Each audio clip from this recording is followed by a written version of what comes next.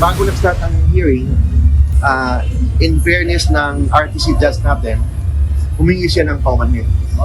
So, this, in my long time of practice, ngayon ako narinig na isang judge tumayo, very humble enough, humingi ng paumanhin na sa pagkakamali nila.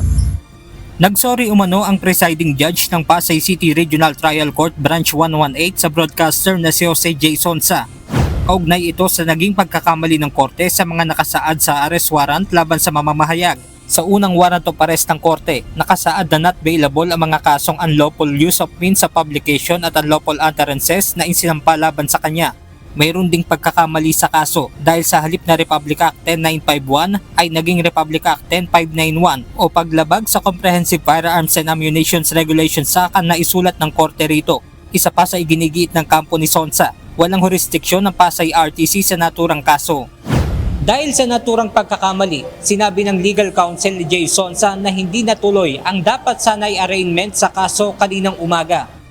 Sabi ko kanina, hindi talaga matuloy ang arraignment kasi we question the jurisdiction of this court. So, ang ginawa naman ng RTC, ni-require nila ang DOJ mag-comment within 10 days. Walang comment yun, submitted for resolution na yan.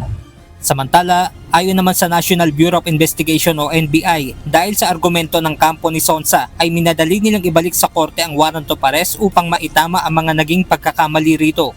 Para yung court can clarify kung ano talaga yung nature nung warrant of arrest.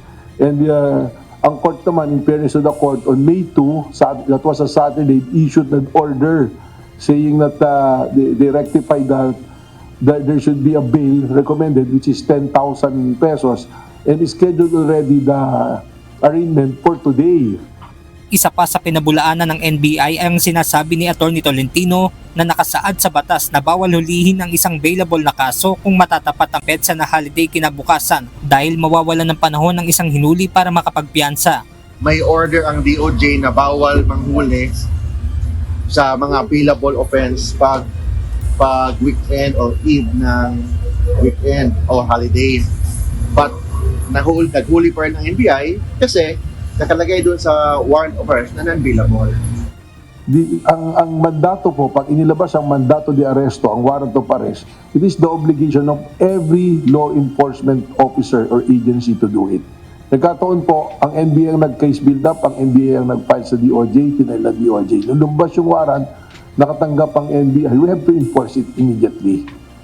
Bago magtanghali kanina ay naglabas na ng release order ang korte para kay Sonsa matapos itong makapagpiyansa ng halagang 10,000 piso. Benedict Samson, UNTV News and Rescue. Diyos ang aming sandigan, serbisyo publiko ang aming pinahahalagahan.